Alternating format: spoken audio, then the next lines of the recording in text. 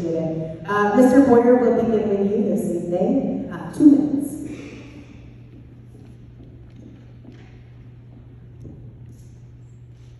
Hello, thanks for having us and putting this together. My name is David Boyer. I live in Poland. I'm a small business owner with my wife, Sarah.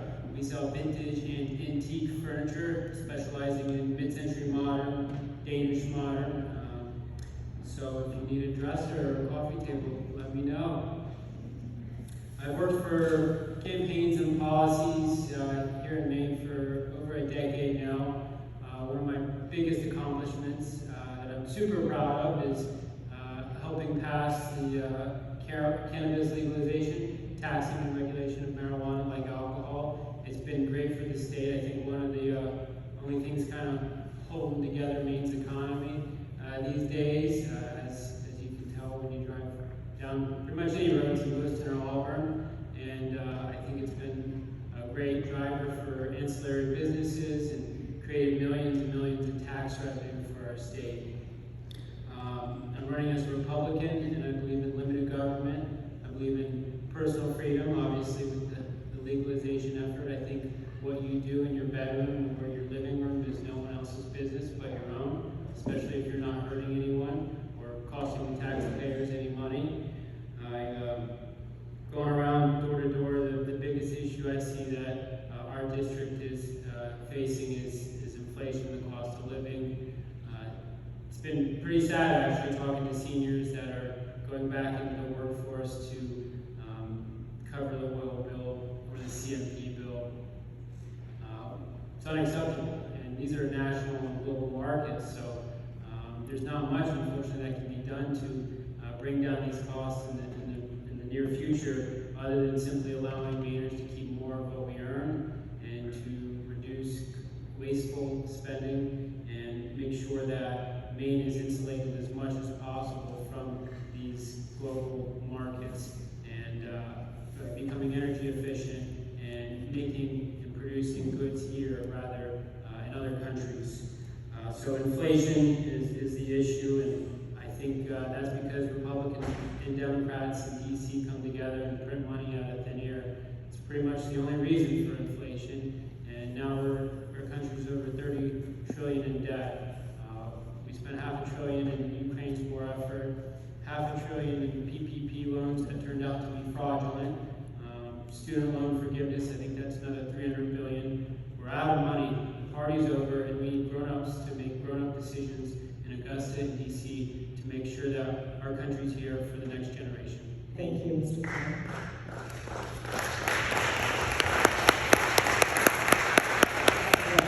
Folks, Mary-Beth Taylor. It's actually nice to be back at Central Maine Community College. I was fortunate that when our family moved here to live where life should be as it is here in Maine, I had a PhD in psychology and could come and teach for 15 years here.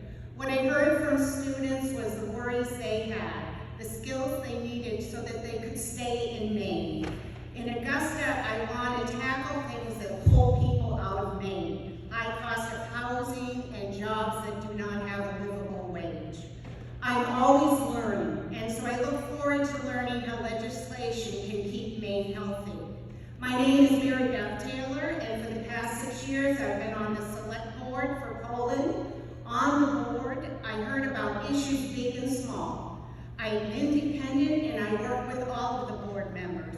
Regardless of party or opinions, I want to make life easier for people in Maine.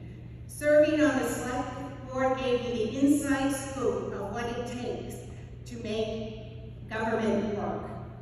For example, right now in Poland we have a heating fuel assistance, but because of overly restricted, outdated income guidelines, we can't give it out. Campaigning, I've talked to folks, neighbors all over Cannon Falls and Poland, and it is tough out there. District 87 is a beautiful district of lakes and the Little Androscoggin River. We have farms where we buy produce and meat and eggs, and I want to keep our natural resources for generations to come. I'm an independent and I don't worry about where ideas come from or advancing agendas. I just want to solve problems. I'm thankful for my kitchen cabinet, my loving family who said, of course you should run. My husband of 32 years, Dr. Douglas Smith, who's Chief Medical Officer at St. Mary's. I've been well aware of the problems we have in healthcare and how we tangle with insurance companies. Healthcare should be available for all, especially preventative care. I do not want to take the hard-won rights of our citizens. They should not be taken away. As your representative, I'll work for you. I'll be transparent. If you are from Mechanic Falls or Poland on November 8th, or by absentee ballot, vote for me. Thank you.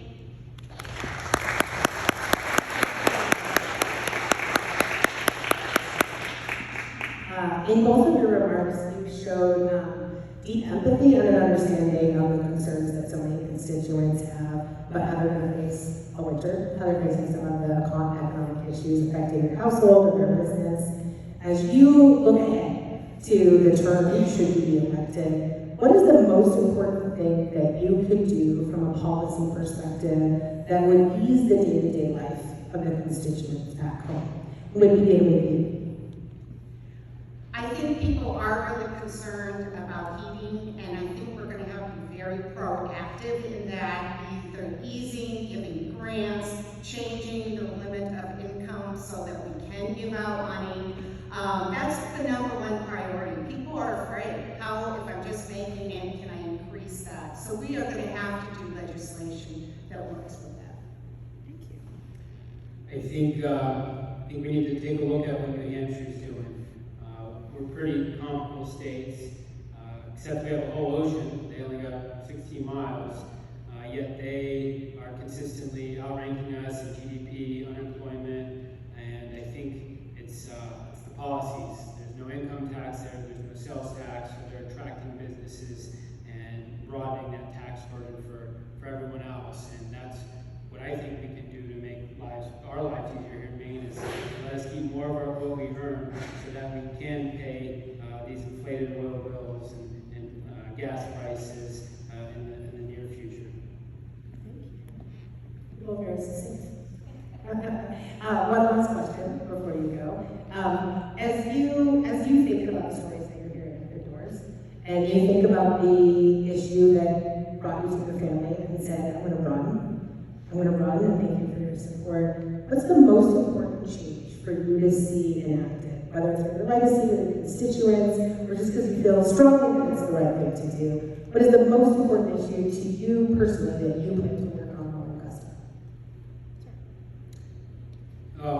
I think the idea of liberty as a whole, whether it be personal liberty or economic liberty, that's going to be my guiding principle in Augusta, making sure that folks can keep the fruits of their labor while not having a government that fires you for not getting the jab. For example, I talked to a nurse that was fired from her job because she chose not to get it. I talked to another nurse who didn't want to get it, but she was in the process of adoption and chose to get it so that she didn't lose her job and lose this child. And I think to this day, the fact that the Janet Mills administration let COVID positive nurses work, well, she fired otherwise healthy nurses, is a shame, and that mandate should be lifted, especially when we're paying travel nurses way more than Mainers from Maine to work. So I think that labor shortage could be addressed by lifting the unscientific mandate that was put in place.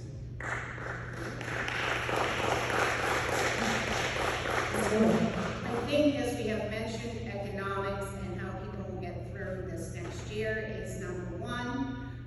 But for me, natural resources and keeping waters clean, those concerns we have to look at, because we also have to look at future generations. Thank you. A round of applause to both of you. Thank you so much.